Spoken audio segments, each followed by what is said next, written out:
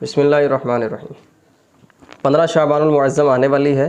کل بروز اتوار مغرب کی نماز کے بعد 15 شعبان شروع ہو جائے گی، اور 15 شعبان شروع ہوتے ہی یہ جو رات گزرے گی اسی کو شب برات کہا جاتا ہے۔ بڑی برکتوں والی رات ہے، اور اس رات کے متعلق روایات میں یہ آتا ہے کہ اس رات اللہ تبارک و تعالی غروب آفتاب ہوتے ہی اپنی شان کے مطابق آسمان دنیا پر تجلی فرماتا ہے، اور پھر یہ اعلان کیا جاتا ہے کوئی مغفرت طلب کرنے والا اسے بخش دوں، ہے کوئی رزق مانگنے والا اس کو رزق دوں۔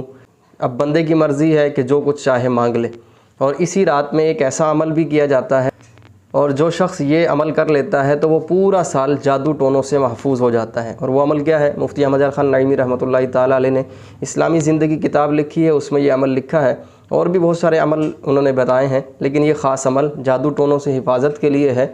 اور وہ کیا عمل ہے میں آپ کو پڑھ کے سناتا ہوں۔